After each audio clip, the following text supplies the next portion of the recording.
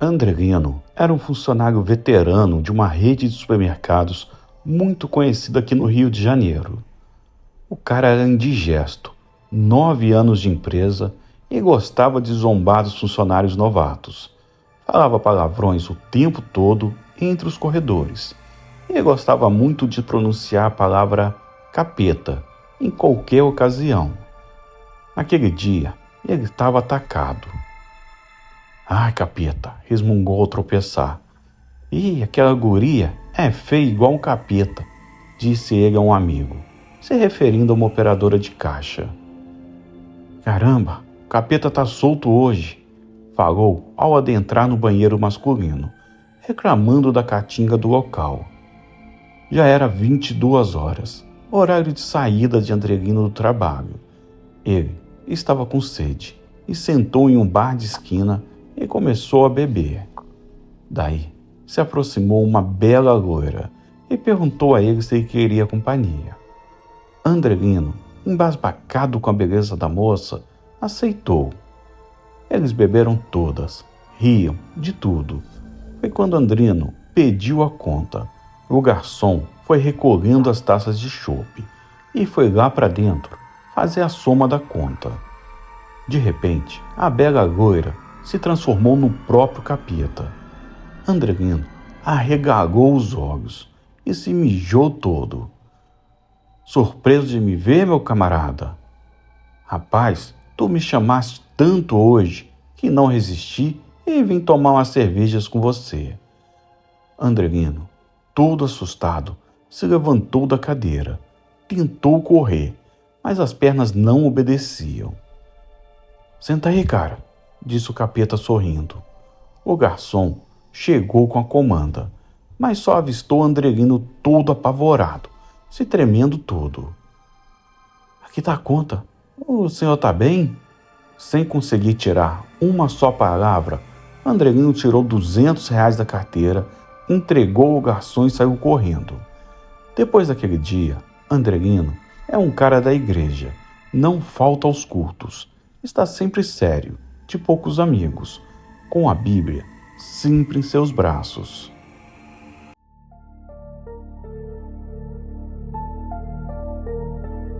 Eu me chamo Ana, sou nascida e crescida em Guidoval, Minas Gerais. Eu acompanho o canal faz tempo e gostaria de contar um relato que meu avô sempre me contou. Por aqui é normal esse tipo de relato, sobre causos sobrenaturais. Se ouve de tudo que se possa imaginar. A cidade é cercada por matos e fazendas. Aparecem coisas que o povo da cidade nem imagina.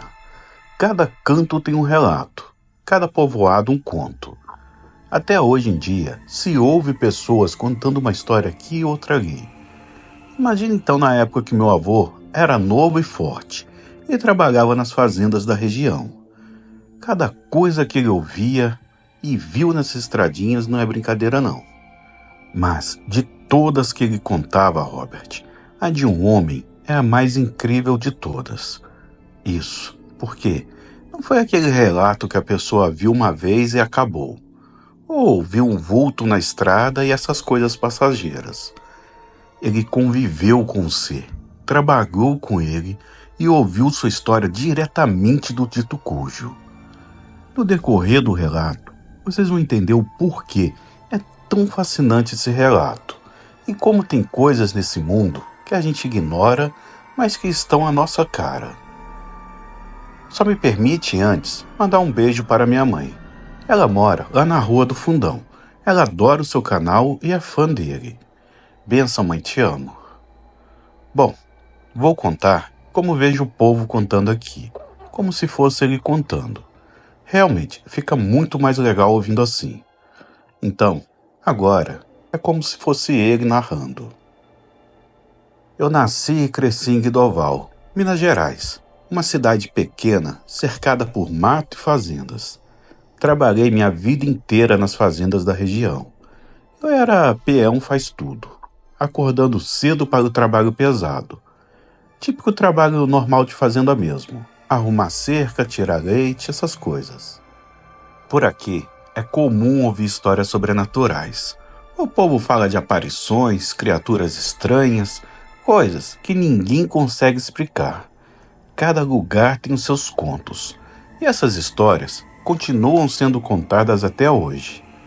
Pode vir aqui, sentar num botequim e, sem entrar nesse assunto, é cada história doida que parece até mentira. Até boi de 7 cabeças eu já ouvi por aqui.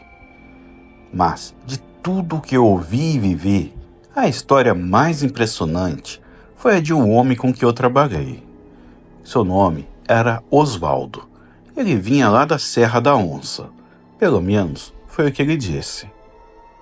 Osvaldo chegou à fazenda como qualquer outro trabalhador buscando sustento. Era um homem de poucas palavras. Com o tempo, percebi algo estranho em seu comportamento. Ele evitava contato direto com as pessoas e parecia sempre estar carregando um peso enorme nas costas. Em uma noite, após o roçado, enquanto preparávamos a janta no fogão a lenha, eu sentei em um banquinho feito de tronco de árvore. Na verdade, era um cotoco de tronco, aquele ali, no canto. Sempre comi a vida toda nele. Bom, enquanto enrolava um cigarro de palha, comecei a conversar com Osvaldo. Coisas banais da vida, histórias de pescaria, mulheres e aventuras de jovens. Até aquele momento, nada demais chamava atenção sobre sua pessoa. Era um homem comum tentando sobreviver sozinho no mundo. E vai história de um lado, história de outro. Olha, o homem era bom de papo, contador de histórias bom demais. Ficamos ali contando as aventuras que cada um havia vivido. Após um tempo, entramos em histórias sobrenaturais. Eu contei o caos do saci que o povo vinha vendo na fazenda, ele contou outros causos e o assunto foi engrenando. Já pegamos a maledita da Branquinha, que estava debaixo do fogão, e começamos a encher o caneco. Olha, foi uma das prosas mais boas que eu já tive na vida. Uma conversa leve e cheia de novidades. Osvaldo se soltava à medida que bebia. Contava mais coisas sobre a sua vida e seu passado. Porém, durante a conversa, ele começou a contar uns casos que não faziam sentido. Sobre os fundadores da cidade e coisas passadas há muitos anos. Coisas que só se ele fosse um historiador, o que não era o caso, ou alguém que viveu naquela época, poderia saber. Ele dava detalhes e falava como se fosse íntimo das pessoas. É algo difícil demais de descrever, mas eu notei isso. A princípio, achei ele um mentiroso, mas os detalhes nunca mentem. Até que, em uma hora, eu perguntei para ele, naturalmente. Oxe, homem, parece que você conviveu nessa época, rapaz. Sabe até da prosa que o cabra teve com o peão da fazenda? Larga de ser mentiroso, rapaz. Eu falei brincando, sem maldade. Eu vi o semblante dele mudar. Então ele me disse. Eu não minto não. Já estou aqui há tempo por demais. Já vi muita coisa nesse mundo. Eu tenho um segredo. Carrego comigo há muitos anos. Não contei para ninguém, além do padre de minha cidade natal. Contei, pensando que ele poderia me ajudar a quebrar essa maldição. Mas nem ele e nem ninguém é capaz disso não. Então eu disse, homem, que maldição. Vai falar que você vira lobisomem e sai por aí comendo a criação dos outros. Que lobisomem que nada. Minha sina é muito pior que esses cachorrinhos aí. Olha, eu vou te contar minha história. Te peço que não fale a ninguém aqui da fazenda. Eu vou contar porque sei que é um homem honesto e posso confiar em você. E também, ninguém acreditaria em você se você contasse para o povo. Eu já cometi muitos erros na minha vida, mas estou pagando por todos eles antes de partir dessa vida. Eu espero que seja perdoado e que o nosso Pai me aceite no céu. Então, há muitos anos atrás, eu cometi um grande erro que me assombra até hoje. Em uma briga, acabei tirando a vida de um homem, lá na Serra da Onça.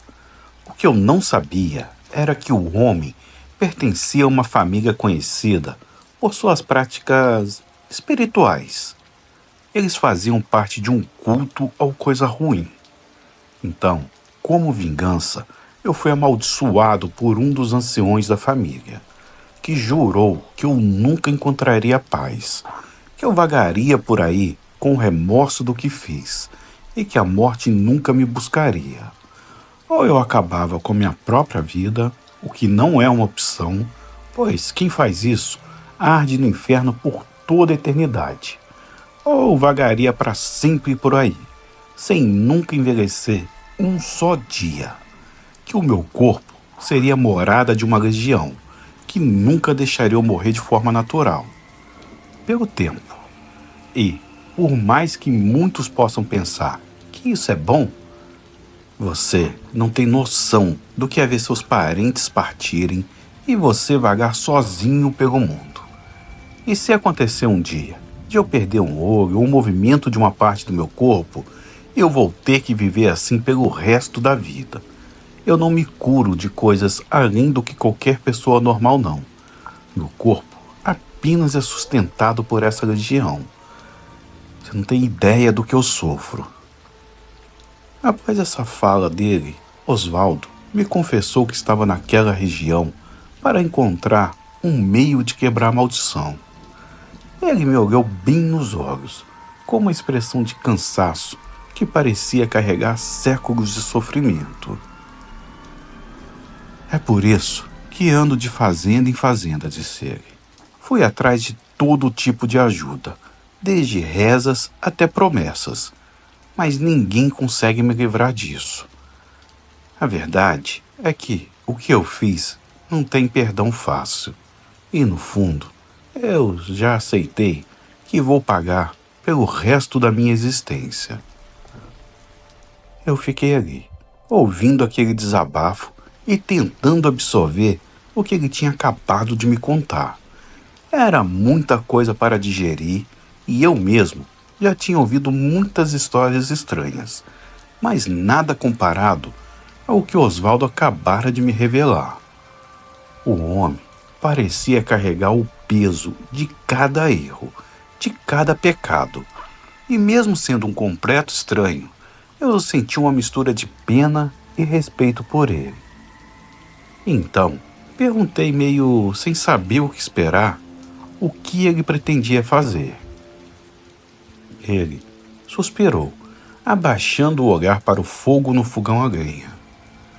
Agora, continuo minha busca. Quem sabe um dia eu encontro alguém que possa me libertar dessa sina. Até lá eu vou vivendo, ou melhor, vagando, porque isso que eu levo não é vida não, é uma penitência sem fim. A noite passou em silêncio depois que Osvaldo terminou sua história. No dia seguinte, o sol apareceu sobre a fazenda e ele já estava de pé, pronto para o trabalho como de costume. Ele parecia o mesmo, mas eu já não conseguia vê-lo da mesma forma. Passei o dia ao seu lado, trabalhando em silêncio, enquanto a vida na fazenda seguia normalmente, como se nada daquilo tivesse sido dito na noite anterior. Eu olhava para ele buscando sinais de que o que ele me contou era verdade. Como pode um homem não morrer? E além disso, como pode achar isso uma maldição? Quantos no mundo não dariam bilhões pela vida eterna? Mas tem um ditado que o povo fala que é verdade. Se Deus quisesse nos amaldiçoar, ele atenderia nossos pedidos. Se você parar para analisar, é a pura verdade. Alguns dias depois, sem tirar aquela história da cabeça, sugeri a Osvaldo procurássemos um curandeiro, conhecido na região, chamado Seu Antão. Ele era um homem velho que vivia isolado na mata e tinha fama de saber lidar com maldições e coisas do outro mundo. No começo, Osvaldo resistiu à ideia, dizendo que já tinha tentado de tudo, Mas depois de alguma insistência, ele aceitou. Era claro que, no fundo, ele ainda mantinha uma ponta de esperança. No fim da tarde, partimos a cavalo até a casa de seu Antão, que ficava escondida entre as árvores e com cheiro forte de ervas. Ao chegarmos, o curandeiro nos recebeu com um olhar que parecia ler a alma de cada um. Ele nos conduziu até uma pequena cabana de madeira, cheia de amuletos pendurados no teto e símbolos estranhos gravados na parede. Seu Antão ouviu a história de Osvaldo em silêncio, apenas acenando de vez em quando. E quando o relato terminou, ele suspirou profundamente. Essa maldição é coisa séria, Osvaldo, disse ele, com a voz rouca. O que te prende é forte, mas há uma chance, uma pequena chance, de que você consiga quebrar isso. No entanto, vai precisar de muita coragem. Ele então nos explicou que faríamos um ritual naquela mesma noite, no qual Osvaldo teria que enfrentar seus próprios medos e arrependimentos. Se falhar, você vai carregar isso para sempre, advertiu seu Antão. Mas se tiver sucesso, talvez a morte te encontre, como deveria. Bom, quando a noite caiu, seu Antão preparou o local do ritual, traçando um círculo no chão com pó de carvão e espalhando folhas de arruda ao redor. Ele colocou velas em cada ponto do círculo e acendeu uma fogueira ao centro. Osvaldo entrou no círculo e, a pedido de seu Antão, ajoelhou-se diante do fogo. O curandeiro começou a entoar palavras baixas, em uma língua que eu nunca tinha ouvido antes, e o ar ao redor ficou pesado, como se algo, além de nós, estivesse presente. Seu Antão então ordenou que Osvaldo confessasse, em voz alta, cada erro, cada arrependimento e que se dirigisse às entidades que o prendiam. Osvaldo começou a falar, com a voz trêmula, relembrando o momento da briga e o peso do que fez.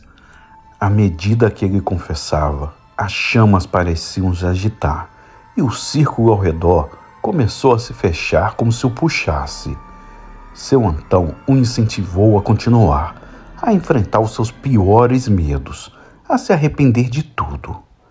Mas, no meio do ritual, a voz de Osvaldo começou a fraquejar. Ele hesitou, olhando para as sombras ao redor, como se temesse o que poderia encontrar do outro lado. Eu não posso, murmurou ele. Eu não consigo. No mesmo instante, as chamas se apagaram de repente e o ar voltou ao normal. Osvaldo gritava e falava que havia demônios puxando seu corpo para o inferno. Ele saiu do círculo e correu para a mata. 2 dias depois, Osvaldo voltou à fazenda, abatido e com os olhos pesados. Ele me chamou de lado e pediu, com uma seriedade que nunca havia demonstrado antes, para que eu nunca mais mencionasse o ritual ou qualquer coisa sobre a maldição. A partir daí, os anos se passaram e eu o observei trabalhar ao meu lado. Meses após meses e anos após anos. Enquanto eu sentia o peso da idade, ele permanecia o mesmo. Com o tempo, o pessoal da fazenda começou a cochichar e a perceber que Osvaldo não mudava, que o tempo não tocava nele. Então, em uma madrugada, sem qualquer aviso, ele desapareceu para sempre. Deixou apenas o mistério de sua maldição e a lembrança de uma história que até hoje ninguém sabe se é verdade. Pois, apesar de tudo o que ele me passou, e ver, ano após ano, ele não envelheceu um dia sequer, eu ainda me pego questionando se era tudo verdade. A gente tem uma dificuldade imensa de aceitar essas coisas, que fogem do normal. Talvez por ignorância ou por medo de encarar o que está fora do nosso controle. Às vezes, penso que é mais fácil ignorar, fechar os olhos e continuar vivendo como se nada de estranho pudesse tocar nossas vidas. Afinal, quem é que quer acreditar que maldições e eternidades vazias são reais? Se pararmos para pensar, a Bíblia, que tanta gente conhece e estuda, está cheia de histórias que desafiam a lógica. Anjos descendo do céu, mortos que voltam a caminhar sobre a terra, acontecimentos que qualquer pessoa normal chamaria de loucura. E ainda assim, muitos acreditam naquelas palavras sagradas, mas duvidam quando algo parecido se apresenta diante delas. Eu mesmo, depois de tudo que presenciei com Oswaldo, ainda me questiono. Será que eu estava diante de um mistério tão antigo quanto os milagres e maldições que a Bíblia descreve? Ou será que foi apenas uma ilusão? Algo que minha mente criou para dar sentido a um homem misterioso ou mesmo doido de pedra? Mesmo agora, depois de tantos anos, ainda guardo essa história com um misto de incredulidade e fascínio. Eu conto para alguns, como estou contando agora, mas sempre vejo a mesma expressão de dúvida no rosto das pessoas. O mesmo ceticismo que eu mesmo senti ao longo dos anos. Talvez seja o destino de histórias como essa, se perderem no tempo, desafiando quem as ouve acreditar ou não. No fundo, acho que sempre haverá um pedaço de mim que quer acreditar que o que vi foi real e que, de alguma forma, Oswaldo ainda está por aí, vagando com sua sina, como um fantasma. Bom, Robert, eu cresci ouvindo esses causos que meu avô contava, sempre com os olhos brilhando e a voz carregada de emoção. Embora às vezes eu questionasse a veracidade dessas histórias, não posso negar o impacto que elas tiveram em mim. Como eu disse, aqui é normal esse tipo de relato. Caminhando pelas ruas de Guidoval, passando pela Igreja Matriz de Santana, pela Praça Santo Antônio e pelo Rio Chopotó, cada canto daqui tem uma história ou um relato tenebroso. As fazendas ao redor, como a Fazenda da Onça e a Serra da Onça, são cenários de muitos dos relatos que ouvimos desde criança. Apesar de tudo, ainda me pego pensando se as histórias do meu avô eram reais ou fruto da imaginação dele. Talvez nunca saiba a verdade, mas acredito que é essa a incerteza que toma tudo mais fascinante. Afinal, em lugares como Guidoval e regiões vizinhas como o bairro Rio Pomba, tem relatos que não acabam mais. Um dia mando mais para você. Um grande abraço e boa noite a todos do canal.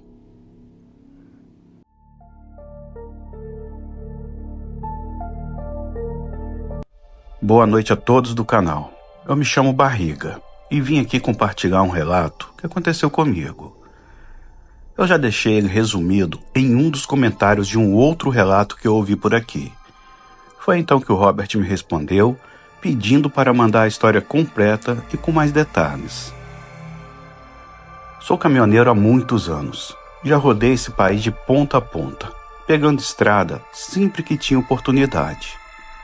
Na época que isso aconteceu, ainda carregava de tudo, aceitando qualquer rota, sem pensar muito no que viria pela frente. Hoje, faço transporte apenas de carga líquida, geralmente combustível, porque o risco é maior e o pagamento também. Isso me permite ficar mais perto de casa e de minha família, que é a coisa mais importante para mim. Eu moro em Juiz de Fora, Minas Gerais, com a minha esposa Ana. A gente tem 2 filhos, o Pedro e a Júlia.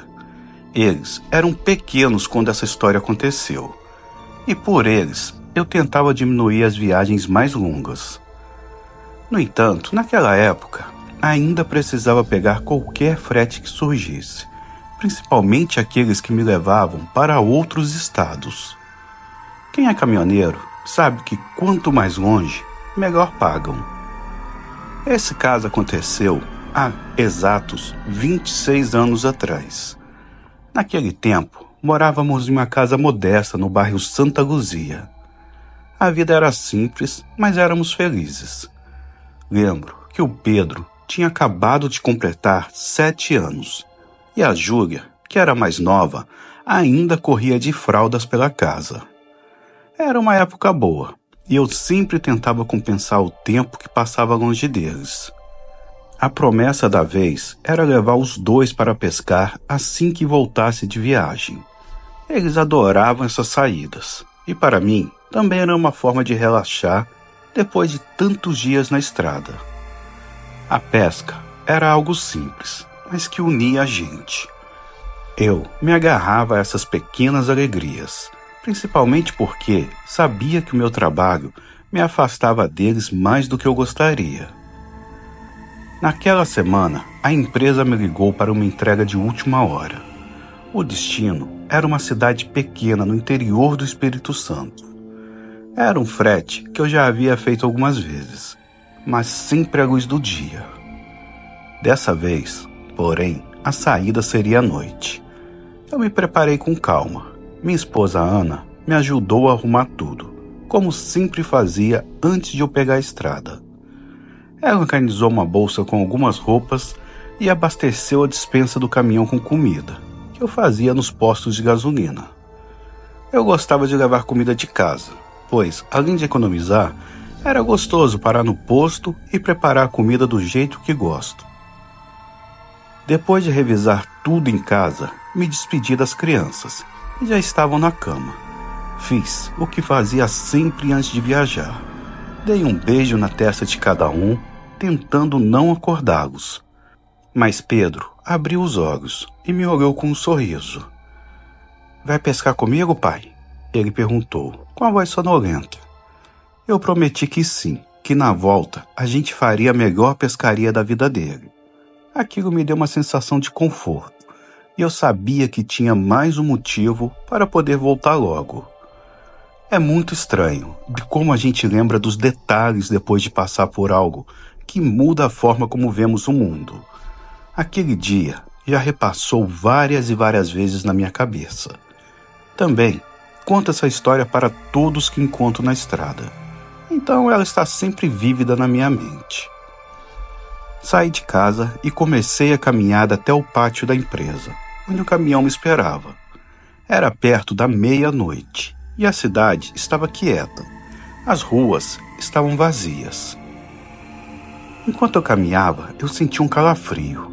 Não sei dizer o que era, mas algo na noite parecia mais tenso. Como caminhoneiro, a gente aprende a ignorar esse tipo de sensação. Com o tempo, você desenvolve uma espécie de pele grossa para essas coisas. Mas naquela noite, eu senti uma estranheza que eu não conseguia explicar. Cheguei ao pátio da empresa e encontrei o caminhão já carregado. Fui até a portaria onde o segurança estava. Eu o cumprimentei. Ele era um senhor de idade, que conhecia cada caminhoneiro pelo nome e sabia as histórias de todos. Era o tipo de pessoa que sempre tinha uma palavra de conselho e um sorriso. Naquela noite, no entanto, ele parecia mais sério. "Está saindo tarde hoje, hein, barriga?" Ele comentou, com um olhar preocupado. Eu respondi que sim, mas que o frete precisava ser entregue logo. Passei pelo portão e caminhei até o caminhão. Fiz uma revisão rápida, conferindo pneus, óleo e combustível. Mesmo sabendo que a empresa cuidava disso, era um hábito que eu não conseguia abandonar. A estrada não perdoa descuidos, e eu sempre fui do tipo que prefere garantir que tudo esteja em ordem antes de sair. Eu subi na cabine e organizei as coisas. Ajeitei o colchão que usava para descansar e coloquei o mapa sobre o painel. Naquela época, ainda não tínhamos GPS. Então, eu me guiava por mapas e referências que anotava ao longo das viagens. Antes de ligar o motor, fiz uma última verificação na cabine. Tinha minha garrafa de café e um pacote de biscoitos. Também conferi minha lanterna, que era essencial para qualquer eventualidade no meio da estrada. Eu gostava de saber que estava preparado para qualquer coisa. E naquela noite não foi diferente. Eu manobrei e já fui saindo do pátio. Acenei para o segurança e fui pegando a rua. A cidade estava vazia e logo saí dela. Deixei a cidade para trás e entrei na estrada escura e vazia, sem saber que estava prestes a vivenciar uma experiência que mudaria tudo o que eu pensava sobre o mundo. Na estrada, a gente aprende a se ocupar. Eu costumava sintonizar o rádio em estações locais, escutando música e notícias para passar o tempo. Quando o sinal desaparecia, eu colocava um CD de sertanejo que sempre levava comigo. A música ajudava a manter a cabeça no lugar, principalmente nas horas em que a solidão batia mais forte. Perto das 5 da manhã, parei em um posto de gasolina que já conhecia de outras viagens. Esses lugares são um respiro para quem vive na estrada, onde a gente reabastece e toma um café rápido antes de seguir em frente. Enquanto o frentista enchia o tanque, eu fui preparar o meu café. Essa pausa era sempre um momento de tranquilidade antes de encarar mais horas de viagem. Depois da pausa para o café, voltei para o caminhão e segui viagem, chegando ao meu destino por volta das 8 da manhã. Eu imaginava que a entrega seria rápida, como de costume, mas ao chegar, o encarregado me informou que teríamos um atraso. A equipe do depósito estava desfalcada e o pessoal que faria o desembarque ainda não havia chegado. Eu tentei argumentar, mas não havia muito o que se fazer além de esperar. Enquanto esperava a carga ser descarregada, aproveitei para preparar algo para comer. Peguei o meu fogão portátil e comecei a esquentar uma panela com um pouco de carne que havia trazido. Foi então que percebi um movimento na sombra ao lado do caminhão. Eu olhei mais de perto e vi um gato magrelo, com um pelo cinza e os olhos atentos, me encarando, como se já estivesse esperando um convite para o jantar. Antes que eu pudesse dizer qualquer coisa, ouvi um dos funcionários do pátio dar risada e gritar: "Olha aí, o Zé Marmita tá de olho no rango." Eu dei uma risada, me perguntando como aquele gato foi parar ali. Joguei um pedaço de carne para ele e ele não perdeu tempo. Devorou como se fosse a única refeição do dia. Assim que terminei de comer, pensei que ele ia embora, mas lá estava ele, sentado, na porta do caminhão, me olhando como quem diz: "E aí, vai me levar ou não?" Suspirei meio rindo e abri a porta. Ele pulou direto para o banco do passageiro e se ajeitou, parecendo bem à vontade. Durante a viagem de volta, o Zé Marmita se comportou como um verdadeiro companheiro de estrada. Ficava deitado no meu colo ou se enfiava debaixo do banco e de vez em quando me lançava um olhar como se estivesse fiscalizando minha direção. À medida que o sol sumia por completo, a estrada foi se tornando mais silenciosa. Eu já estava acostumado com o breu das estradas à noite, mas aquela noite parecia diferente. Zé Marmita estava deitado no banco do passageiro, quieto, o que me dava uma sensação de companhia, mas o silêncio ao nosso redor só aumentava a tensão.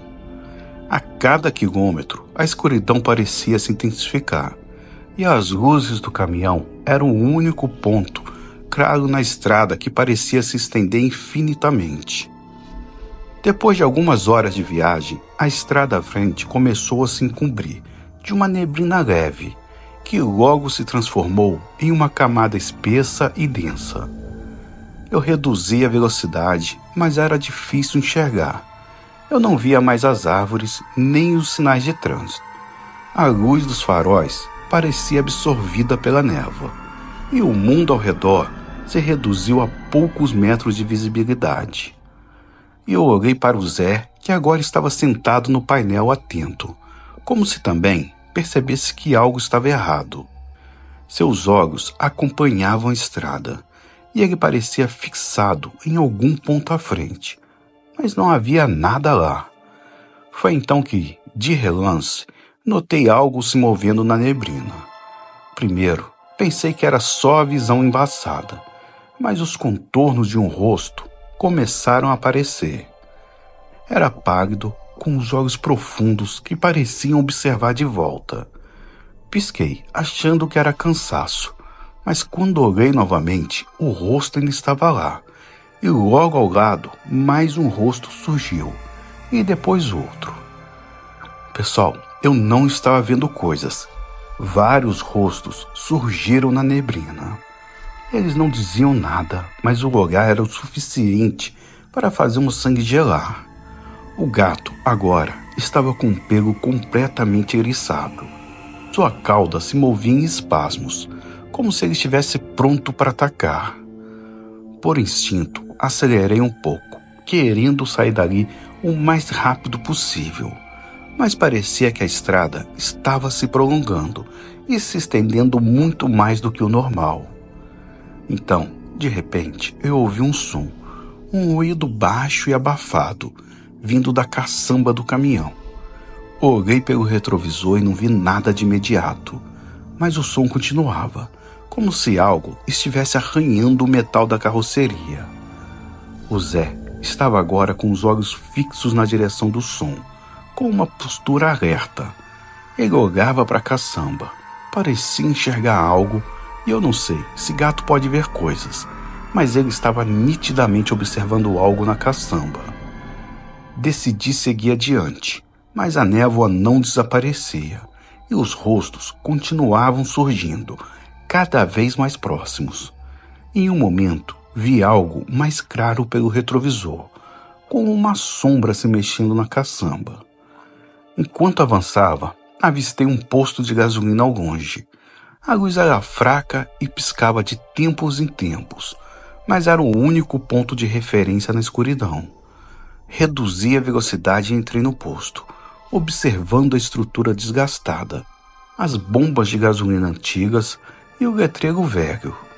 O lugar parecia abandonado, e por um segundo me questionei se havia mesmo voltado no tempo. Não era comum encontrar postos assim, com bombas que pareciam de décadas atrás. Zé Marmita pulou do painel e começou a arranhar a porta da cabine, como se quisesse sair. Eu abri a porta e descemos juntos. Caminhei até uma das bombas, tentando entender onde estava, enquanto Zé farejava o chão ao redor, atento a cada detalhe. Foi então que percebi uma figura perto do prédio da lanchonete, parado como uma estátua. Tentei chamá-lo, mas ele não respondeu, apenas me observava de longe. A sensação de que aquilo não era uma pessoa comum. A figura era alta, encurvada, e os olhos brilhavam de um jeito que eu nunca tinha visto. Zé Marmita soltou um rosnado e a figura deu um passo para trás, mas continuou me encarando. Eu, naquele desespero todo, a única coisa idiota que eu pensei em falar foi: "Opa, tudo bem? Você pode me ajudar?" Sim, eu acho que de costume, eu não sei, mas o animal aqui tentou falar um "tudo bem" para uma figura fantasmagórica parada em um poço dos infernos. E adivinha, ele nem deu confiança, apenas fixava os olhos em mim. Eu comecei a me sentir fraco, sei lá, como se ele estivesse tirando minhas forças. Eu senti que ia desmaiar a qualquer momento. Nisso, o gato avançou mostrando os dentes, e o ser se encolheu.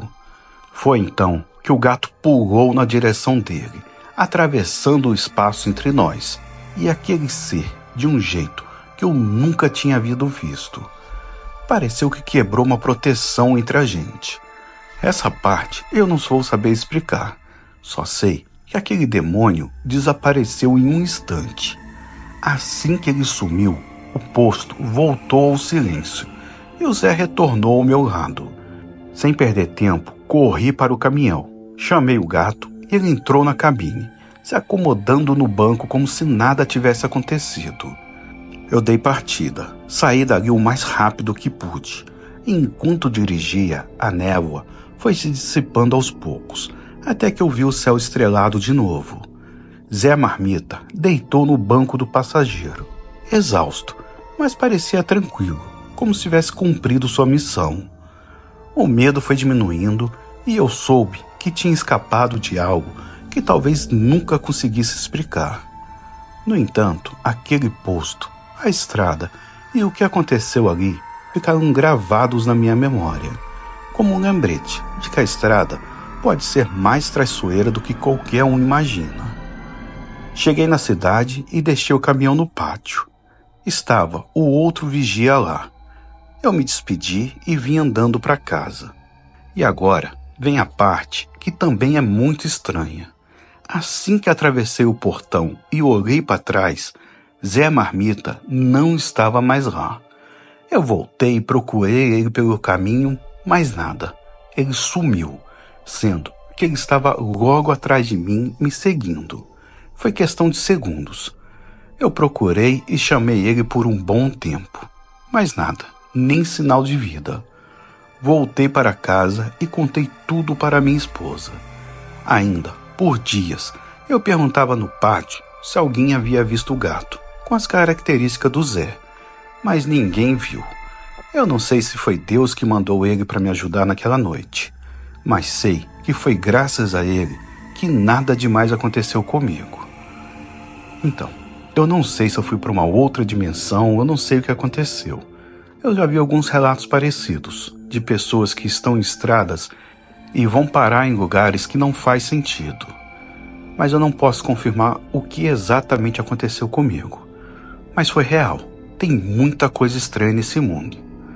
Bom, obrigado por ouvirem o meu relato. Uma boa noite a todos e fiquem com Deus.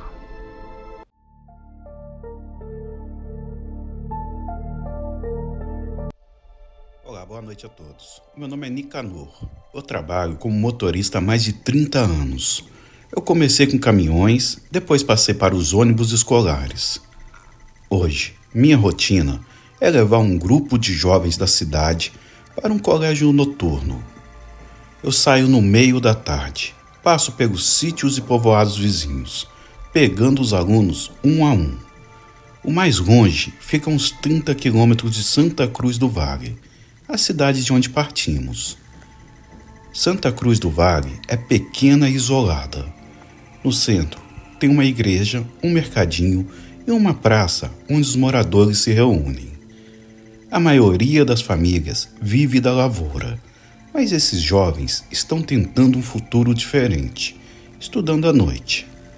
A estrada até os povoados é complicada, cheia de curvas e trechos de terra batida. Quem não conhece a rota se perde fácil, especialmente ao anoitecer. Eu já estou acostumado, mas a viagem pede atenção, principalmente quando o asfalto termina e começa a poeira. Hoje, iniciei a rota de sempre. Fui parando de sítio em sítio e os alunos foram subindo no ônibus. A estrada de terra apareceu à frente e segui, preparado para o trecho mais difícil do percurso. Peguei todos os alunos e levei para o colégio, sem nenhuma novidade no trajeto. Da cidade até o ponto mais longe são cerca de 30 quilômetros.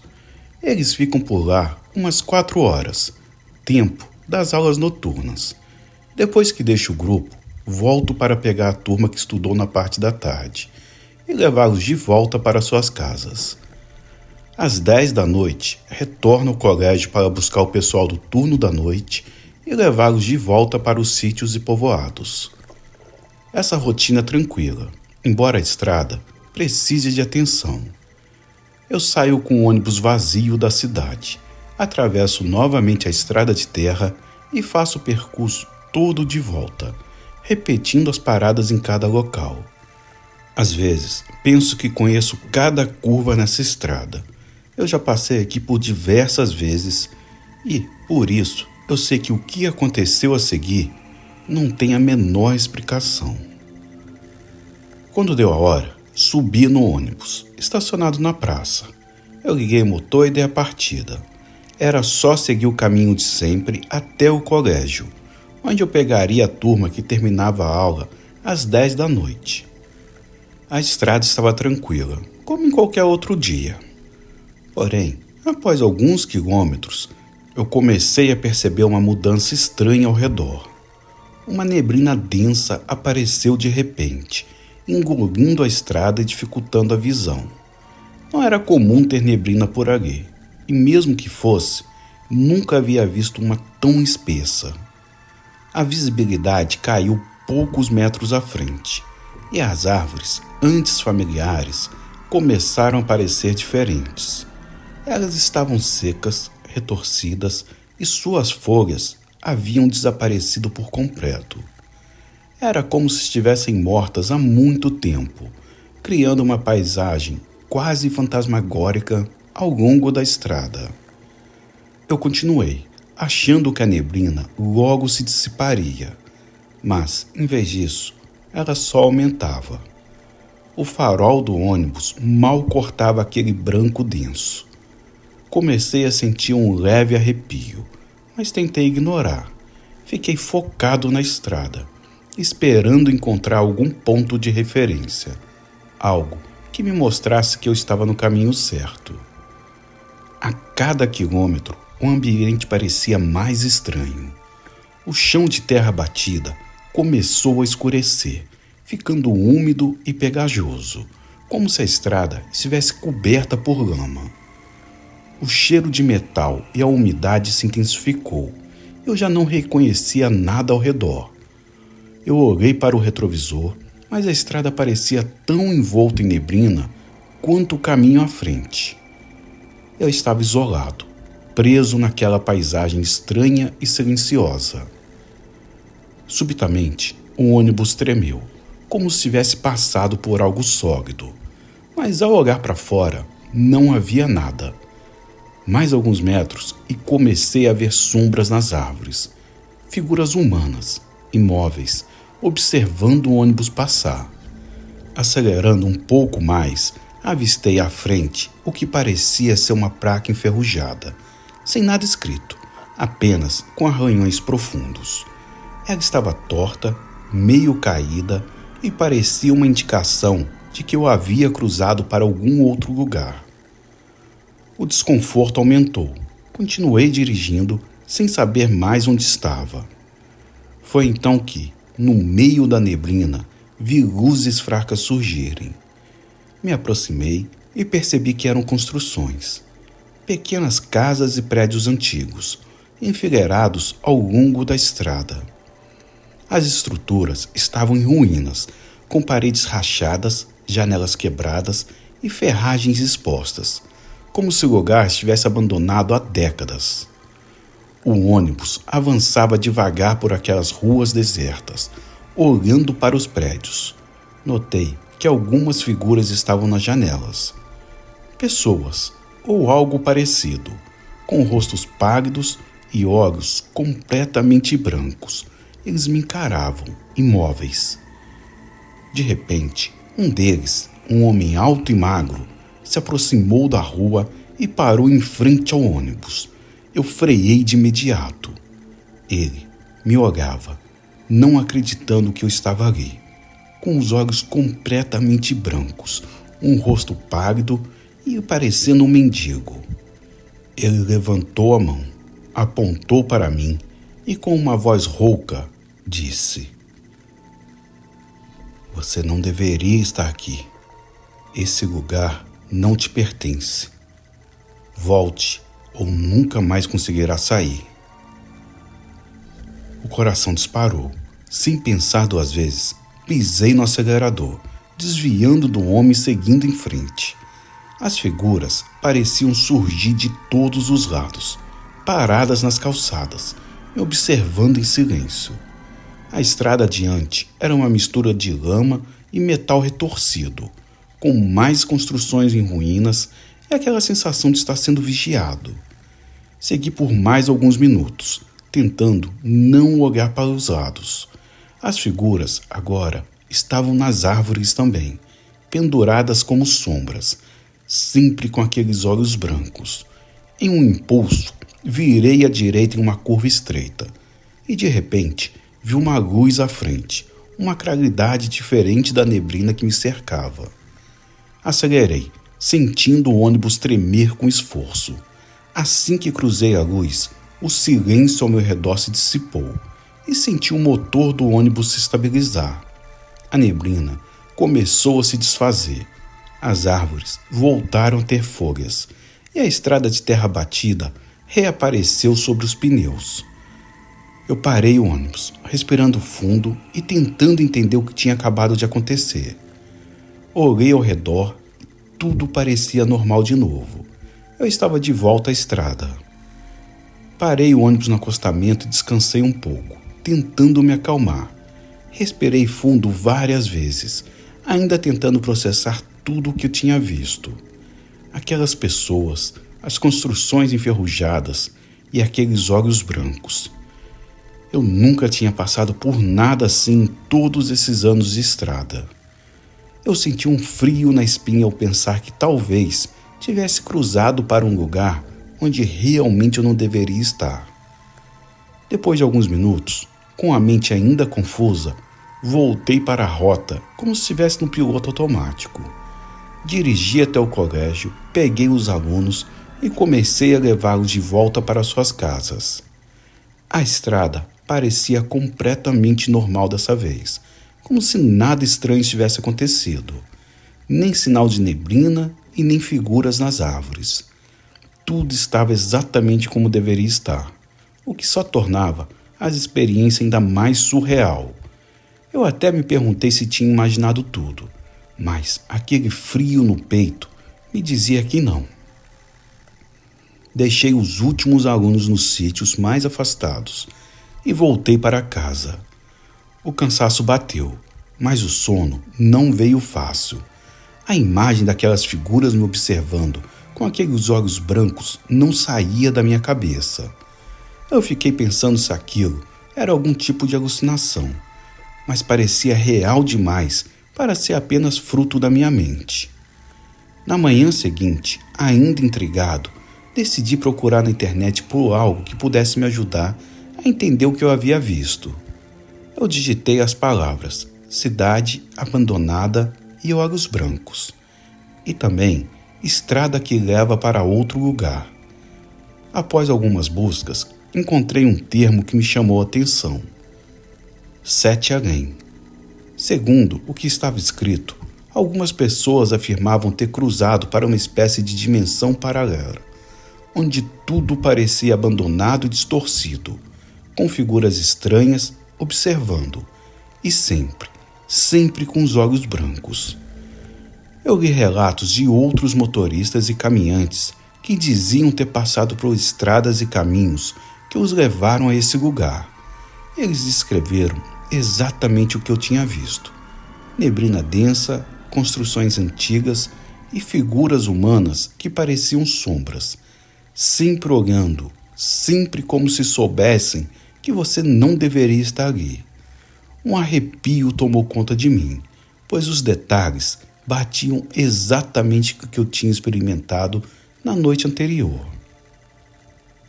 As histórias contavam que Sete Além era um lugar que não se podia encontrar de propósito e que aqueles que acabavam lá o faziam por acidente. Pessoas que tentavam voltar relataram que as estradas pareciam infinitas e que qualquer tentativa de sair só piorava as coisas. Segundo algumas dessas histórias, a melhor opção era nunca olhar para as figuras e seguir em frente, até conseguir escapar. Parecia uma lenda urbana, algo difícil de acreditar, mas depois do que passei, eu não sabia mais o que pensar. Fechei o computador, sentindo uma mistura de alívio e inquietação. Se o que eu vi era realmente Sete Além, então eu tive sorte de ter saído de lá. Resolvi que, dali em diante, evitaria qualquer caminho que me levasse a sentir aquele frio no peito novamente. Para alguém como eu, acostumado com estradas e com as noites escuras, o que eu presenciei era uma experiência que eu nunca quis repetir. Ainda faço o mesmo trajeto, sigo levando os alunos para o colégio e os trazendo de volta. Mas agora, cada vez que saio, eu presto atenção nos detalhes da estrada. E se sinto que algo parece estranho, paro e espero um pouco. Pode não ser nada, não sei, apenas o trauma. Pois, pelo que eu vi, quem já foi lá nunca voltou 2 vezes. Mas eu não quero correr o risco. Bom, pessoal, esse é o meu relato. Muito obrigado por contar e uma boa noite a todos.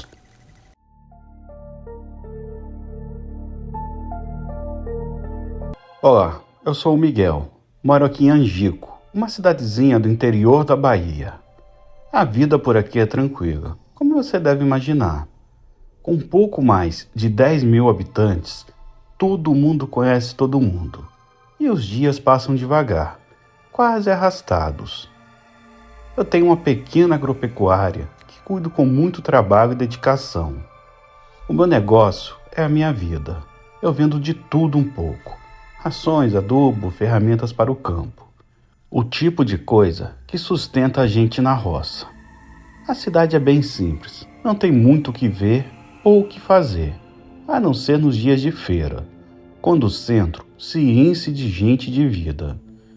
Nessas horas, as ruas ficam apinhadas, com agricultores vendendo suas frutas, verduras e animais.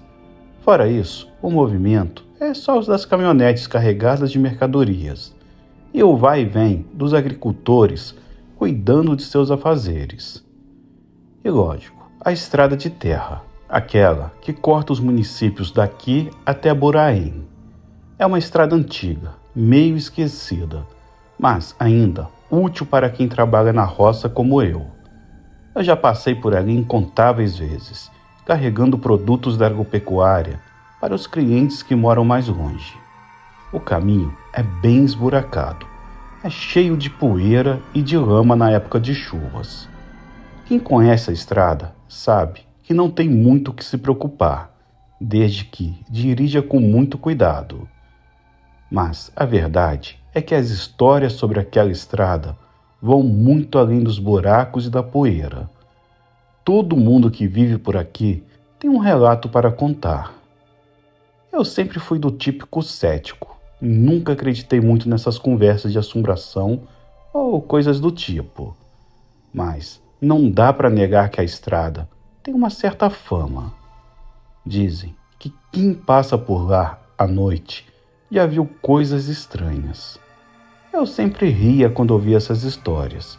Achava que era mais uma daquelas lendas inventadas pelo povo. Até o dia em que as coisas mudaram para mim. Mas vamos por partes. Não é muito comum, mas de vez em quando alguém passa por essa estrada, conta ter visto algo estranho na janela de uma casa que fica ali, à beira do caminho. Quem conhece a região sabe exatamente qual casa estou falando. Ela fica logo depois de uma curva, quando a estrada de terra se aproxima da BR. De um lado é só mato, e do outro essa casa velha e abandonada. Não tem como não reparar nela, mesmo que a gente desvie o olhar. A casa parece estar ali há muito tempo, com as paredes descascadas, a madeira do telhado já apodrecendo e as janelas quebradas, algumas pendendo de um lado. O mato cresceu tanto ao redor que quase a engoliu, e as marcas do tempo só reforçam o ar de abandono. Por mais que o lugar esteja vazio há anos, parece que alguma coisa continua ali, sempre à espreita. O silêncio ao redor é diferente, é pesado. A gente sabe, você sente quando tem algo errado em um lugar. Dizem que, há muito tempo, uma senhora vivia naquela casa. O nome dela se perdeu no tempo. As pessoas apenas falaram que a senhora que morava ali. O pessoal mais antigo da cidade comenta que era envolvida com coisas que não agradavam a Deus. Falam de bruxaria, feitiços, coisas que ninguém sabia ao certo, mas todo mundo desconfiava. Depois que ela morreu, a casa ficou vazia. Ninguém quis se aproximar mais do lugar, e com o passar dos anos, o mato tomou conta. A verdade é que muitos já relataram ver uma figura de uma velha na janela, acenando devagar, como se estivesse esperando por alguém. Eu não dei muita bola para isso. Achavam que era só conversas de gente impressionada. Até o dia em que alguns conhecidos começaram a contar seus próprios relatos. E aí, as coisas começaram a ficar estranhas de verdade. O primeiro relato que ouvi foi de uma família evangélica daqui da região. Eles voltavam de um casamento, já tarde da noite. O pai dirigia, a esposa ao lado e os 2 filhos pequenos dormiam no banco de trás. A estrada de terra estava deserta, como sempre, e eles só queriam chegar em casa. Estavam mortos de cansados. Quando passaram pela casa, a esposa foi a primeira a ver. Ela cutucou o marido e apontou para a janela. Lá estava ela, uma velha, parada, olhando para eles. Não tinha luz na casa, mas o rosto dela estava iluminado, como se fosse iluminado por algo de dentro da casa. Ela acenava devagar, com um sorriso amarelo e podre. O tipo de sorriso que te faz sentir que alguma coisa está muito errada. O pai sabia que aquela casa estava vazia há anos. Ninguém morava ali. O estômago dele embrulhou, mas ele não disse nada. Apenas acelerou, tentando sair dali o mais rápido possível. Só que, antes de deixar a casa para trás, ele olhou de novo. O sorriso da velha parecia mais largo, mostrando os dentes manchados. As rugas no rosto dela eram profundas, quase como se o tempo tivesse marcado aquele rosto de uma maneira impossível.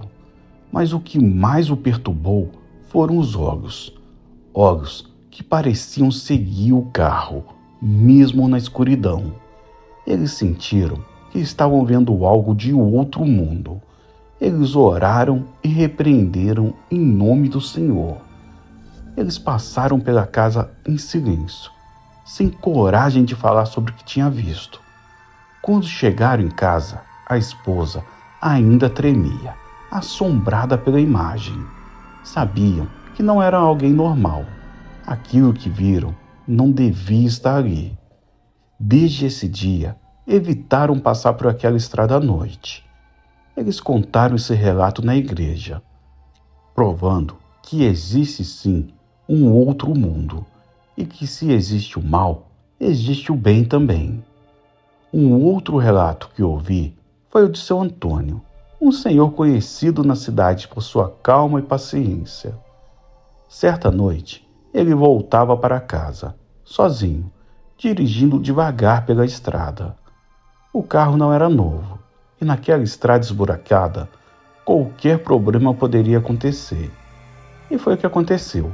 O carro começou a falhar, até que de repente o motor morreu, justamente em frente à casa. Com a lanterna que tinha no carro, ele abriu o capô e começou a procurar pelo defeito. Não era a primeira vez que o carro dava problema. Então, ele tinha experiência em lidar com essas situações. Enquanto mexia nos fios e conferia o motor, o silêncio da estrada era absoluto, não se ouvia nada. De repente, eu ouvi um sussurro distante, quase imperceptível, até ouvir claramente. Antônio? A voz era baixa, feminina, mas não era possível saber de onde vinha. Ele olhou ao redor, tentando entender de onde aquilo vinha, mas tudo o que via era a casa, escura e em ruínas. Voltou ao motor, mas segundos depois ouviu de novo. Dessa vez, o som vinha de dentro da casa. Ele parou e ficou em silêncio. Lá de dentro, era possível ouvir o que parecia ser passos pesados, como se alguém estivesse andando por ali. Um arrepio subiu pela espinha. Ninguém deveria estar naquela casa. Era algo impossível. Ele mexeu no carro mais rápido, tentando arrumar o defeito. Mas a sensação de estar sendo observado crescia a todo momento, até que, de novo, Antônio.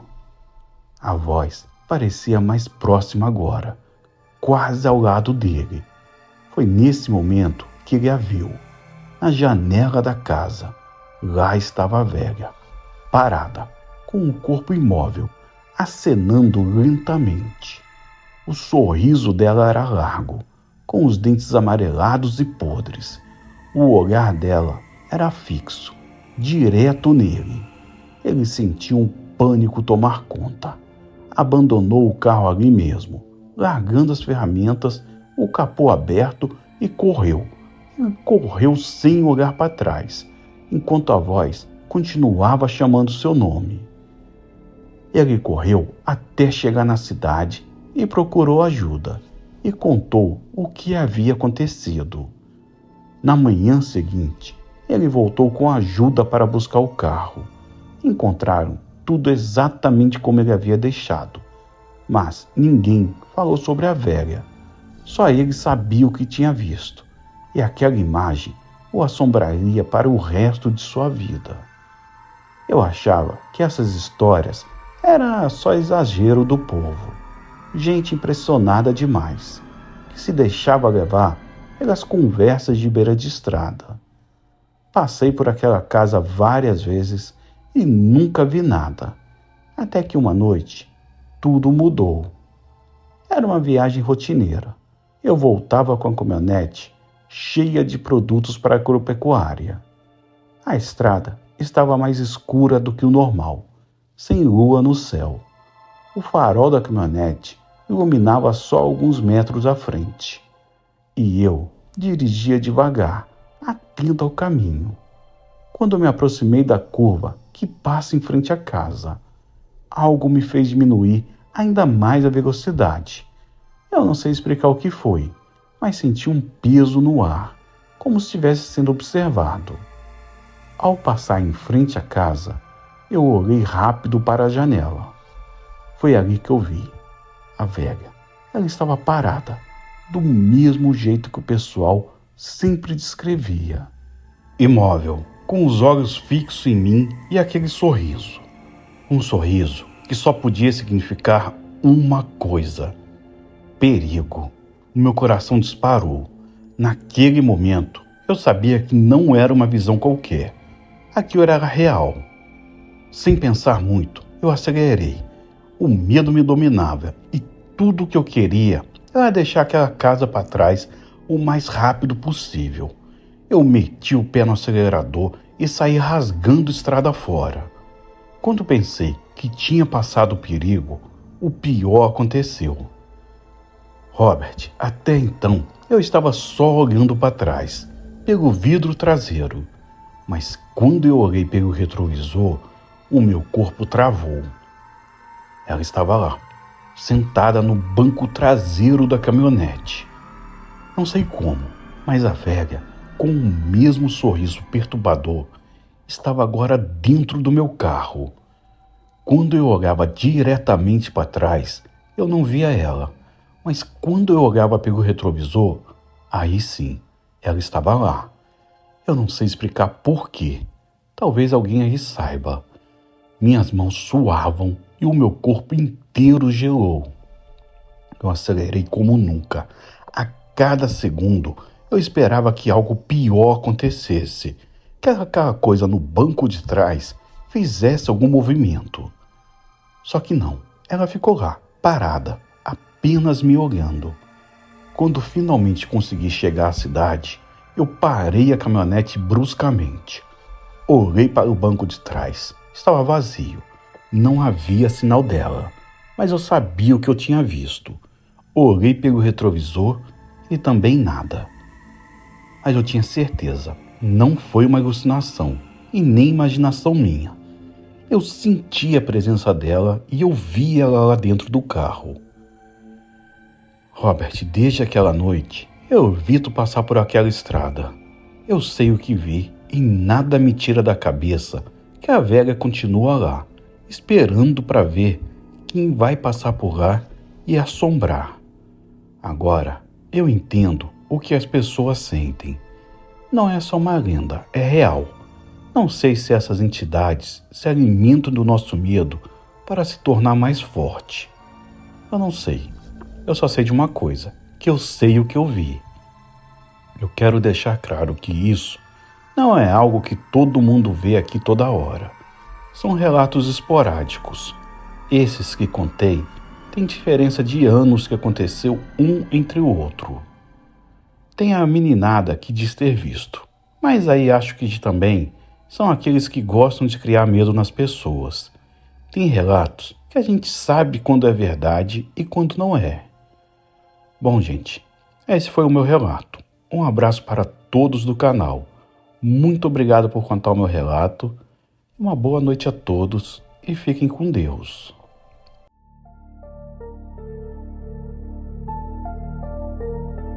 Eu vivo aqui há quase 20 anos e nesse tempo já recebi gente de todo canto, em busca de trilhas, cachoeiras e aquele sossego de cidade do interior. Mas o que os visitantes não esperam é que, ao cair da noite, começam a surgir histórias que podem arrepiar até o mais corajoso. Tudo gira em torno de uma antiga ponte de madeira, escondida nas trilhas da serra. Minha pousada fica a poucos minutos da Cachoeira dos Namorados, um dos destinos mais procurados da região. Durante o dia, o clima é de paz, mas à noite, os relatos sobre a tal ponte começam a surgir. Gente que passou por lá jura ter visto algo que desafia qualquer explicação. São relatos de arrepiar os cabelos, descrições que fazem qualquer um pensar duas vezes antes de se aventurar pelas trilhas depois do pôr do sol. Muitos dizem ter visto uma figura pendurada em uma árvore na entrada da ponte.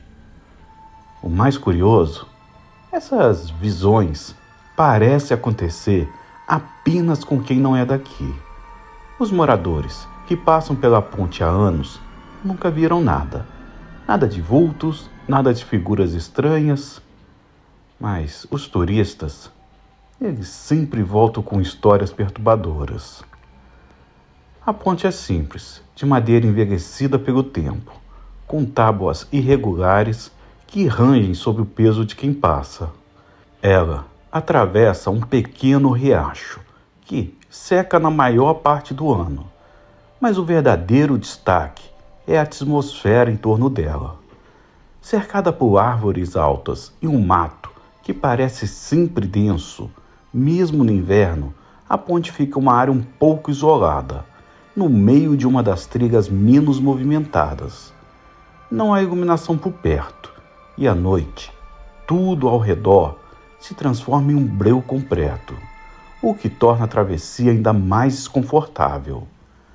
A árvore, logo à entrada da ponte, grande e retorcida, parece ter crescido de uma forma esquisita, com os galhos que se projetam para todos os lados, como braços esticados. É sob essa árvore que a maioria das histórias estranhas acontece. Eu vou contar alguns pequenos relatos dessas pessoas. Eu estou criando um quadro na minha pousada com esses relatos. E hoje, aqui na pousada, quando nos reunimos com os hóspedes nos jantares e fogueiras que fazemos, eu conto esses relatos enquanto eles contam os deles. É muito divertido, esse medo durante a noite. Mas, sem mais enrolação, gostaria de contar o caso de um casal de São Paulo que veio para aqui. Não foi o primeiro que eu vi, mas foi o mais interessante que eu vi primeiro. Depois, tiveram outros melhores, mas eu gostaria de começar por eles. Esse casal de São Paulo chegou aqui em um feriado de julho. Eles eram daqueles que adoram aventura. Chegaram animados, querendo explorar todas as trilhas. E logo no primeiro dia, eu já percebi que estavam empolgados para ver tudo o que Lavras Novas tinha para poder lhes oferecer. Mas o mais interessante aconteceu na segunda noite, quando eles voltaram da caminhada pela trilha que passa na ponte de madeira. Eles me contaram o que tinham visto, e eu confesso, até eu fiquei com um pé atrás naquela noite. Os dois voltaram mais cedo do que o planejado, com o rosto meio pálido e pedindo um chá quente. Quando começaram a falar, dava para ver que estavam tentando racionalizar o que eles haviam acabado de passar. Eles disseram que, ao atravessar a ponte, no fim da tarde, ainda tinha um restinho de luz, mas era o suficiente para ver tudo em volta.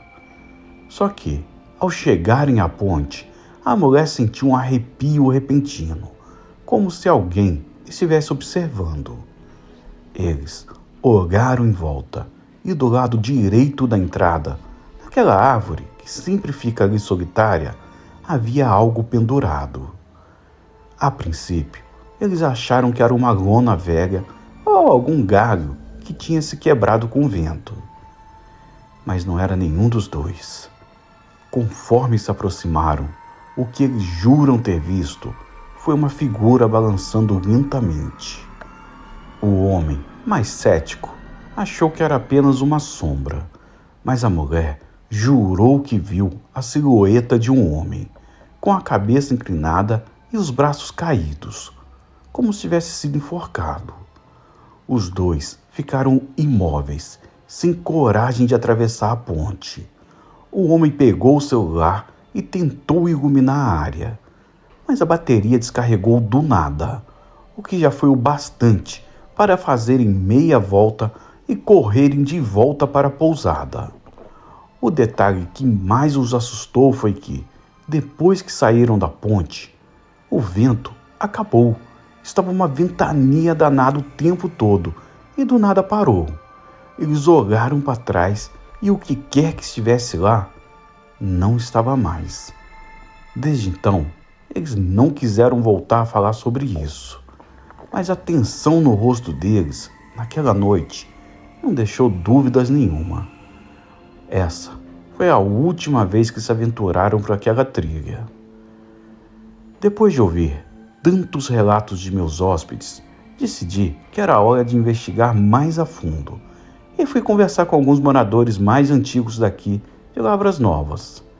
Eu sempre achei estranho o fato de eles não comentarem muito sobre a ponte, como se fosse algo que eles preferissem evitar. Mas, com o tempo e algumas conversas, alguns deles começaram a falar. Foi então que descobri algo que mudou completamente minha percepção sobre o que estava acontecendo. Alguns moradores mais velhos admitiram já terem visto o que muitos turistas descrevem: uma figura balançando na estrada da ponte, especialmente em noites de mais frias. Segundo eles, essa aparição seria do antigo dono de uma pousada da região. A tragédia que tirou sua família não foi apenas um acidente qualquer. Um turista que passava pela cidade, apressado e desatento, causou o acidente que tirou a vida de sua esposa e filho. O turista estava atrasado para um evento, dirigindo em alta velocidade na estrada da serra. Na curva que leva à cidade, ele perdeu o controle e o resultado foi devastador. O dono da pousada nunca se recuperou. O sofrimento e a perda o consumiram e ele passou a culpar não só o turista responsável, mas todos que vinham de fora. O seu ódio foi crescendo e ele entrou em depressão, até que um dia ele foi encontrado preso àquela árvore, na entrada da ponte. Desde então, dizem que o seu espírito vaga por ali, perseguindo quem vem de fora, como se tentasse punir qualquer turista que cruza aquele caminho, buscando vingança pelo que perdeu. Isso explicaria por que apenas os visitantes veem sua aparição, como se ele estivesse à espera de uma chance para reviver sua dor e fazer com que os outros sintam o que ele sentiu. Bom, se é verdade ou não essa história, eu não sei. O povo inventa muita história. Mas, depois do casal de São Paulo, vieram outros hóspedes com histórias ainda mais perturbadoras sobre a ponte. Um dos relatos que mais me marcou foi de uma mulher que veio sozinha, uma fotógrafa de Belo Horizonte. Ela estava em busca de paisagens para capturar o entardecer e não se impressionava fácil com histórias de assombração. Mas naquela noite, ao voltar para a pousada, o olhar dela era de puro terror. Ela contou que, por volta das 6 da tarde, já com a luz do dia se esvaindo, decidiu atravessar a ponte para tirar algumas fotos do outro lado. Ao caminhar sobre a ponte, ouviu o som leve de cordas rangendo, como se algo estivesse balançando no ar. Ignorou, pensando que era o vento, mas a cada passo o som ficava mais próximo e mais alto. Quando se virou, a ponte estava vazia, mas o som persistia. Ela ergueu a câmera para tirar uma última foto antes de ir embora. E pelo visor, ela viu claramente uma silhueta ao lado da árvore. Parecia um homem, balançando suavemente. Mas quando ela baixou a câmera, a figura não estava lá. Ela correu de volta, largando o equipamento e jurou nunca mais voltar àquele lugar. O outro relato que me arrepiou foi de um grupo de amigos que decidiu explorar as trilhas à noite. Eles estavam acampando nas proximidades e por volta das 2 da manhã, um deles foi até a ponte sozinho para tirar fotos. Quando chegou lá, ouviu o som de algo sendo arrastado sobre a madeira. Iluminou a ponte com a lanterna, mas não viu nada. Ao dar o primeiro passo para atravessar, a lanterna piscou e apagou. Foi nesse momento que ele ouviu uma voz baixa, um sussurro vindo do outro lado, chamando pelo seu nome. Em pânico, ele correu de volta para o acampamento, mas seus amigos o encontraram no meio da trilha, parado, sem saber como tinha ido tão longe em tão pouco tempo. Jurou que não lembrava de nada depois de ouvir o sussurro. O sussurro mandava ele pular da ponte. Esses são apenas alguns dos relatos que eu ouvi sobre a ponte, e cada um deles parece mais assustador que o anterior.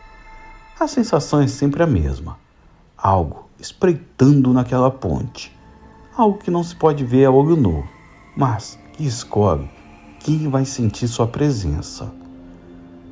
O mistério dessa ponte só cresce, e por mais que tente, ninguém consegue explicar o que realmente acontece lá. Quem sabe um de vocês que está assistindo seja corajoso o bastante para tentar. Eu estou pensando seriamente em oferecer uma estadia gratuita para alguns inscritos virem até aqui e viverem essa experiência por conta própria. Eu sei que aqui tem muita gente que gosta do assunto e saberiam lidar com essa coisa mais do que as pessoas que não acompanham esse tipo de assunto.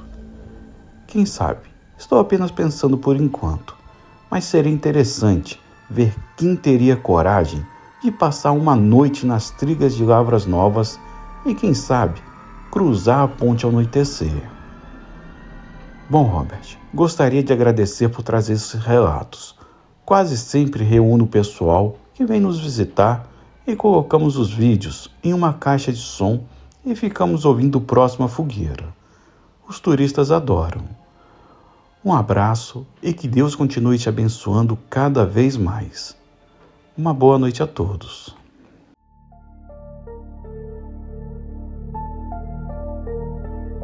Boa noite, o meu nome é Carlos, tenho 35 anos e trabalho há mais de uma década como técnico em telecomunicações.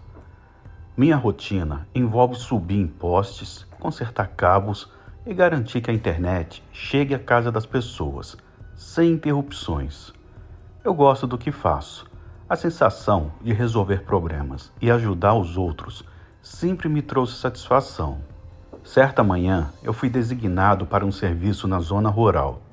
Era uma área afastada da cidade, com estradas de terra e poucas casas espalhadas pelos campos. O cliente reclamava de instabilidade da conexão e suspeitávamos de um cabo rompido ou danificado. Eu peguei meu equipamento, coloquei no carro da empresa e segui viagem. O caminho era longo e a paisagem mudava conforme eu me distanciava do centro urbano. As construções davam lugar a árvores, pastos e ao som da natureza. Cheguei ao local por volta das 9 horas. Ao estacionar próximo ao poste, notei o silêncio ao redor. Não havia sinal de pessoas ou animais, apenas o vento suave balançando as folhas das árvores. Eu vesti o meu cinto de segurança, coloquei o capacete e comecei a subir. No topo do poste, pude ver a extensão dos cabos que cortavam. Identifiquei o trecho que precisava de reparo e comecei a trabalhar. Eu estava concentrado, verificando as conexões e substituindo partes danificadas, quando algo chamou a minha atenção. Eu ouvi um ruído estranho vindo do mato próximo. Parecia um sussurro ou um gemido baixo. Então, eu olhei para baixo, mas não vi nada além da vegetação. Pensei que pudesse ser algum animal silvestre e resolvi voltar ao trabalho. Lembrando, eu estava de dia, eram 9 horas da manhã. Alguns minutos depois, o som se repetiu, desta vez mais próximo. O meu corpo ficou tenso e uma sensação incômoda percorreu a minha espinha. Novamente, olhei ao redor, tentando identificar a origem do barulho. Foi então que, entre as sombras das árvores, notei um movimento. Uma criatura emergiu lentamente da mata. Não era como nenhum animal que eu já tenha visto. Tinha um porte médio, caminhava sobre 4 patas, mas sua silhueta era estranha, quase disforme. A pele parecia escura e brilhante, refletindo a pouca luz que atravessava as copas das árvores. O meu coração acelerou. Fiquei imóvel, tentando não fazer nenhum som que pudesse chamar sua atenção. A criatura avançou lentamente, parando bem abaixo de onde eu estava. De perto, pude ver que seus olhos eram grandes e brilhantes, emitindo um brilho amarelo intenso. Não tinha pelos e sua pele parecia escamosa. Ela farejou o ar, como se estivesse procurando algo. O meu suor começou a escorrer pela testa e a respiração ficou ofegante. Nunca havia sentido um medo tão paralisante. Eu pensei em ligar para alguém, mas qualquer movimento brusco poderia denunciar minha presença. A criatura emitiu um som agudo, quase um lamento, que ecoou pela área. Em seguida, começou a circular o poste, arranhando a madeira com unhas longas e afiadas. Cada arranhão produzia um som que fazia os meus nervos ficarem à flor da pele. Eu não sabia o que fazer.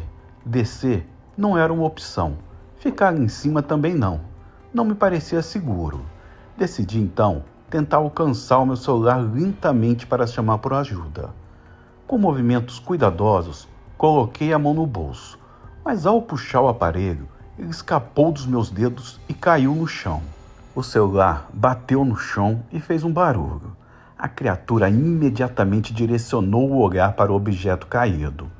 Aproximou-se lentamente, cheirando o celular, e depois voltou o olhar para cima, diretamente para mim. Nossos olhos se encontraram e senti um frio percorrer todo o meu corpo. Ela começou a subir pelo poste com agilidade surpreendente. Desesperado, olhei ao redor em busca de algo que pudesse usar para me defender. A única coisa ao meu alcance era uma chave de fenda. Eu segurei a ferramenta firmemente, embora soubesse que seria inútil contra aquela coisa. Quando a criatura estava a poucos metros de mim, um barulho de motor quebrou o silêncio. Um caminhão velho surgiu na estrada de terra, aproximando-se lentamente. A criatura parou, virou a cabeça em direção ao som e, em um movimento rápido, desceu do poste e desapareceu na mata. Eu fiquei ali, tremendo e tentando processar o que havia acontecido. O motorista do caminhão, um senhor de idade, parou a me ver no topo do poste. "Tudo bem aí em cima, amigo?" ele gritou. Eu respondi que estava tudo bem, tentando parecer mais calmo. Eu desci do poste com as pernas bambas. O homem me olhou com preocupação. "Você tá pálido, rapaz? Tem certeza de que tá bem?" Sim, acho que sim. É que eu vi um animal estranho por aqui e ele me assustou um pouco." O homem franziu a testa e perguntou: "Que animal estranho? Como ele era?" Eu descrevi a criatura da melhor forma que eu pude. O homem ficou com um olhar pensativo. Ele também pegou e disse: "Há histórias antigas sobre seres que habitam essas florestas. A maioria não acredita, mas os mais velhos evitam essa área ao entardecer." Eu olhei o relógio. Já passava do meio-dia. "Acho melhor você terminar seu trabalho e ir embora antes de escurecer", ele aconselhou. Eu assenti e agradeci pela preocupação. Ele seguiu seu caminho e eu voltei ao trabalho, embora ainda estivesse abalado. Eu queria terminar tudo o mais rápido possível e sair dali. Consegui concluir o reparo em cerca de 1 hora e, antes de ir embora, dei uma última olhada ao redor. O silêncio havia voltado, mas agora me parecia ameaçador. Eu entrei no carro e dirigi de volta para a cidade, constantemente olhando pelo retrovisor. Chegando à base, o meu supervisor notou que eu não estava bem. "Carlos, tudo bem? Parece que viu um fantasma." Pode ter sido que eu tenha visto mesmo." Eu tentei disfarçar um pouco.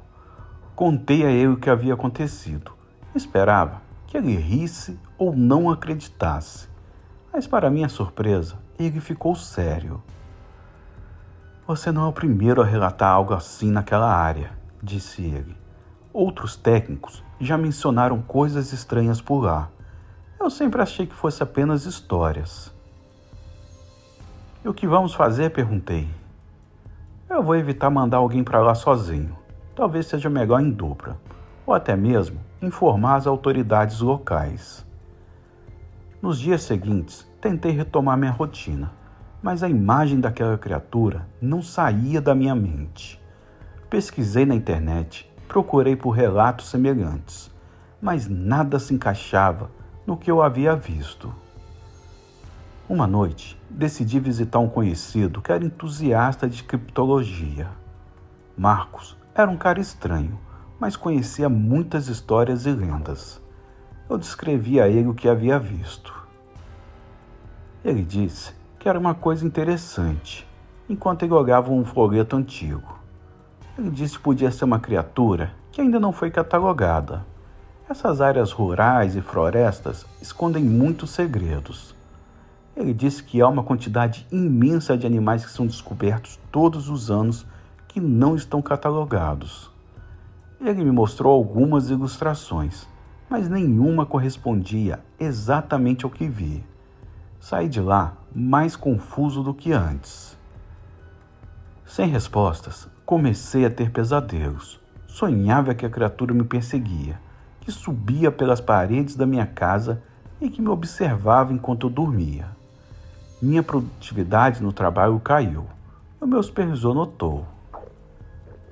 "Talvez seja melhor você tirar uns dias de folga", disse ele. Eu concordei.